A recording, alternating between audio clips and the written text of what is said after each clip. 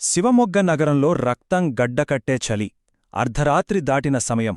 ఆ దట్టమైన చలిలో అలసిపోయి ఆకలితో అడుగులు వేస్తున్నారు హిమంత్, ప్రార్థన.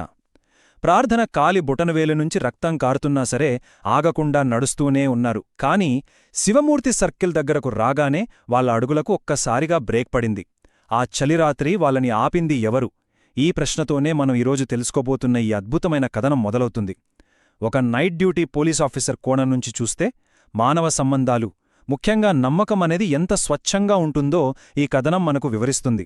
పదండి, ఆ రాత్రి ఏం జరిగిందో చూద్దాం. ఆ గడ్డకట్టే చీకటిలో నిశ్శబ్దాన్ని చీల్చుకుంటూ భారీ బూట్ల చప్పుడు, పసుపురంగు వీధి దీపం వెలుతురులోకి అకస్మాత్తుగా ఒక నైట్ బిట్ పోలీసాఫీసర్ వచ్చాడు. అతని వేళ్ల మధ్య ఎర్రగా కాలుతున్న బీడి. పైకి చూస్తే చాలా కఠినమైన మనిషిలా కనిపిస్తున్నాడు, కాని ఆ ముఖం వెనుక ఎంతో నిశితంగా గమనించే ఒక కథకుడు ఉన్నాడు. రసూల్ జమాదార్, అదే ఆ ఆఫీసర్ పేరు. ఆ క్షణంలో ఆయన చూపు చలికి వణుకుతున్న ఆ యువజంటమీద పడింది. ఎవరు మీరు? ఒక్కసారిగా ఆ గరుకైన గొంతు రాత్రి నిశ్శబ్దాన్ని బద్దలుగొట్టింది. అప్పటికే ఆకలితో మైళ్లకొద్ది నడిచి అలసిపోయిన హిమంత్, ప్రార్థనలకు ఆ స్వరం పెద్ద షాక్. ఎవరికంటా పడకుండా వెళ్ళిపోవాలనుకున్నవాళ్లు ఒక్క క్షణం ఉలిక్కిపడ్డారు. వణుకుతున్న వాళ్ల శరీరాలు ఆ భయానికి మరింత బిగుసుకుపోయాయి. ఒకసారి వాళ్ల ప్రయాణం ఎలా సాగిందో మనం గమనిస్తే వాళ్ల శారీరక అలసట ఎంత తీవ్రంగా ఉందో అర్థమవుతుంది. మొదటి గంటలో చెన్నరాయపట్నం వదిలారు. 6వ గంటకు అరసికెర దాటారు. 12వ గంటకు తరికెర చేరుకునేసరికి ప్రార్థన కాలికి రక్తం కారుతుంది. అయినా వాళ్లు ఆగలేదు. 16వ గంటకు శివమొగ్గ చేరుకున్నారు. అడుగడుగునా అంత నరకం కనిపిస్తున్నా వాళ్లను ముందుకు నడిపించిందేమితో తెలుసా? ఆ పోలీసాఫీసర్ మాటల్లో చెప్పాలంటే అది వాళ్ల ప్రేమలోని పిచ్చితనం. ఇక్కడ అసలు విషయం ఏమిటంటే 120. అవును, ఆ ఆఫీసర్ ప్రశ్నించినప్పుడు హిమంత్ దగ్గర మిగిలి ఉన్న మొత్తం కేవలం 120 రూపాయలు మాత్రమే. కనీసం బస్సు టిక్కెట్ కొనుక్కోడానికి కూడా ఆ డబ్బు సరిపోదు. అందుకే వాళ్లు అంత దూరం ప్రాణాలు అరచేతిలో పెట్టుకుని నడుచుకుంటూ వచ్చారు. ఆ అర్ధరాత్రి వేళ వాళ్లెంత నిస్సహాయ స్థితిలో ఉన్నారో ఈ చిన్న నంబర్ మనకు స్పష్టంగా చెప్తుంది. అయితే అంతటి కఠినమైన పోలీస్ విచారణలో వాళ్లని కాపాడిన ఒకే ఒక్క ఆయుధం వాళ్ల వయస్సు 18. చట్టబద్ధంగా వాళ్లకు 18 ఏళ్లు నిండాయి. అందుకే ఆ భయంలో కూడా హిమంత్ ధైర్యంగా మాకు 18 ఏళ్లు నిండాయి, రేపు ఉదయం పిలిస్తే స్టేషన్కి వస్తాం అని చెప్పగలిగాడు. నిజంగా ఆ క్షణంలో చట్టం దృష్టిలో వాళ్లకున్న ఒకే ఒక్క రక్షణ కవచం అదే. కాని ఈ మాటలు వినగానే రసూల్ జమాదార్ మనసులో సందేహాలు మొదలయ్యాయి. ఇది నిజంగానే ఇష్టపడి పారిపోయి వచ్చిన జంట, లేక ఎక్కడైనా మిస్సింగ్ పర్సన్స్ కేసు నమోదయ్యుందా? పాపం ఏ తల్లిదండ్రులో కంగారు పడుతూ వాళ్లకోసం వెతుకుతున్నారేమో కదా అని ఆయన లోలోపల మదనపడ్డాడు. ఇది కేవలం ఒక మామూలు కేసులా ఆయన కనిపించలేదు. సరిగ్గా ఇక్కడే మనం రసూల్ జమాదార్ వ్యక్తిత్వంలోని 2 భిన్నమైన కోణాలను చూడొచ్చు. ఒకవైపు ఎంతో కఠినంగా అనుమానంగా చూసే పోలీసధికారి, మరోవైపు ఎక్కడో లోపల దాగి ఉన్న ఒక తండ్రి ప్రేమ, ఆయన పడిన పాత బాధ. ఆ వణుకుతున్న జంటను చూసేసరికి ఆ పోలీస్ డ్రెస్ వెనుక ఉన్న ఒక సున్నితమైన తండ్రి మనస్సు ఒక్కసారిగా మేల్కొంది. బేటీ, బేటీ, మెరి ప్యారీ బచ్చీ. ఈ మాటలు ఆయన లోపలి ఆవేదనకు అద్దం పడుతున్నాయి. ఎందుకంటే గతంలో ఆయన సొంత కూతురు కూడా ఇలాగే పారిపోయింది. అప్పుడు తానెంత నరకం అనుభవించాడో ఆయనకు గుర్తొచ్చింది. కాని ఆమె తిరిగి వచ్చేసరికి నిండు గర్భిణి. అప్పుడు తనలోని కోపం అంతా కరిగిపోయి ఒక స్వచ్ఛమైన తండ్రి ప్రేమ ఎలా ఉప్పొంగిందో ఆయన గుర్తుచేసుకున్నాడు. ఆ ఎదురుగా ఉన్న జంటలో ఆయనకు తన సొంత పిల్లలే కనిపించారు. ఇదే రసూల్ జమాదార్ జీవితంలో ఒక లోతైన మజిలీ అని చెప్పాలి. ఆ యువ జంటను చూసి ఇది వాళ్ల పిచ్చితనమైతే ఆ పిచ్చితనమే గెలవనివ్వండి అని తనలో తాను అనుకున్నాడు.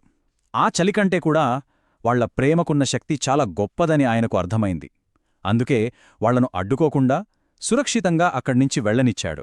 చట్టం కంటే మానవత్వం, పేగుబంధం ఎంతో గొప్పవని ఈ క్షణం మనకు నిరూపిస్తుంది. అలా ఆ చీకటి వీధుల భయం నుంచి ఈ కథనం ఒక చిన్న అద్దెగదిలోకి మారుతుంది. మండి మర్చెంట్ శాంతయ్యగారి ఇంటి పెరట్లో ఉన్న ఆ చిన్న గది వాళ్లకు ప్రాణాధారమైంది. లోపలికి వెళ్లి తలుపు వేసుకోగానే అప్పటివరకు వాళ్లని వెంటాడిన ఆ చలి, ఆ పోలీసుల భయం, ఆ ఉద్రిక్తత అంతా మెల్లగా కరిగిపోవటం మొదలైంది. ఈ సన్నివేశం మనకొక అద్భుతమైన భావనను పరిచయం చేస్తుంది. అదే నిష్కల్మషం. అంటే ఎటువంటి స్వార్థం మాలిన్యం లేని సంపూర్ణమైన స్వచ్ఛత. ఆ చిన్న గదిలో ఆ ఇద్దరి మధ్య ఏర్పడిన ఆ నమ్మకానికి ఇంతకంటే సరైన పదం లేదు. ఇది వాళ్ళ మధ్య జరగబోయే అత్యంత స్వచ్ఛమైన క్షణాలకు ఒక అందమైన పునాది లాంటిది. ఆ స్వచ్ఛత ఆచరణలో ఎలా ఉంటుందో ఇక్కడ మనం చూడొచ్చు. ప్రార్థన కాలి బొటనవేలు పగిలి రక్తం కారుతోంది కదా. హిమంత్ వెంటనే ఒక స్టవ్ వెలిగించాడు. వేడి నీళ్లు కాచి అందులో 2 చుక్కల డెటాల్ కలిపాడు. ఆ పగిలిన వేలును ఎంతో సున్నితంగా కడిగాడు. ఒక చిన్న పిల్లకు స్నానం చేయించినంత శ్రద్ధతో అతను చేసిన ఈ చిన్న సాయం ప్రార్థన మనస్సులో అతనుపై ఉన్న నమ్మకాన్ని 100 రెట్లు పెంచేసింది. నాకు నీ గురించి ఎలాంటి భయాలు లేవు. నీపై నాకు పూర్తి నమ్మకం ఉంది. ఈ మాటలు ఎంత పవర్ఫుల్ అంటే ప్రతి స్పర్శ వెనుక ఒక ఉద్దేశం ఉంటుందని ఏ అమ్మాయికైనా ఇట్టే అర్థమవుతుంది. హిమంత స్పర్శలో ఎలాంటి స్వార్థం, దురుద్దేశం లేదని ప్రార్థన తన అంతరాత్మతో గ్రహించింది. అతని స్పర్శ ఆ నీటిలాగే స్వచ్ఛంగా ఉందని ఆమెకు పూర్తిగా అర్థమైపోయింది.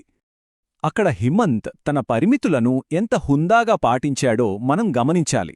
ప్రార్థన బట్టలు మార్చుకోవడానికి తన ఆకుపచ్చ ఖాదీ జుబ్బాను ఇచ్చాడు. ఆ గదిలో ఉన్నది ఒకటే చాప. తాను అక్కడే కూర్చుని కళ్ళు మూసుకుని ధ్యానం చేస్తానని చెప్పాడు. ఆ చిన్న గదిలో కూడా ఆమెకు పూర్తి ప్రైవసీని, గౌరవాన్ని ఇచ్చాడు. ఇది అతనిలోని మెచ్యూరిటీని, ఆమె పట్ల అతనికున్న గౌరవాన్ని మనకు చూపిస్తుంది. కాని ఒక్కసారి గది బయట ఆ గడ్డకట్టే చలి రాత్రిలో ఏం జరుగుతుందో చూద్దాం. కాంపౌండ్ గోడ బయట ఆ చీకట్లో నిశ్శబ్దంగా ఒక వ్యక్తి కాపలా ఉన్నాడు. అతను మరెవరో కాదు, పోలీసాఫీసర్ రసూల్ జమాదార్. ఆ యువజంట క్షేమంగా గదికి చేరుకున్నారో లేదో అని వాళ్లకు తెలియకుండా చీకట్లోనే వాళ్ల వెంటే వచ్చాడు. ఒక కన్నతండ్రిలా ఆ చలిలో వాళ్లకి భద్రతగా నిలబడ్డాడు. వాళ్లు క్షేమంగా లోపలికి వెళ్లారని నిర్ధారించుకున్న తరువాతే రసూల్ జమాదార్ గుండెల్లో ఉన్న ఆందోళనంతా మాయమైంది. ఎంతో ప్రశాంతంగా ఒక పెద్ద నిట్టూర్పు విడిచాడు. నెమ్మదిగా తన పాత సైకిళ్ళెక్కి ఆ చీకటి రాత్రిలో తొక్కుకుంటూ వెళ్ళిపోయాడు. ఒక ఆఫీసర్గా ఆయన డ్యూటీ ముగిసింది. ఒక తండ్రిగా ఆయన బాధ్యత తీరింది. ఆ సైకిల్ చెప్పుడు ఆ రాత్రికొక ప్రశాంతమైన ముగింపునిచ్చింది. మరి రేపు సూర్యోదయం అయ్యాక ఈ ముగ్గురు అపరిచితుల ప్రయాణాలు ఎక్కడికి దారితీస్తాయి? అర్ధరాత్రివేళ జరిగిన ఈ క్షణికమైన కలయిక రసూల్ జమాదార్, హిమంత్ ప్రార్థనల భవిష్యత్తులను ఎలా మార్చబోతోంది? స్వచ్ఛమైన నమ్మకమే పునాదిగా మొదలైన వాళ్లే ఈ ప్రయాణం మనల్ని ఎన్నో ఆలోచనల్లోకి నెట్టేస్తుంది కదూ. ఈ కథనం మానవత్వం, నమ్మకం అనేవి ఎంత గొప్పవో మనకు గుర్తుచేస్తూనే ఉంటుంది.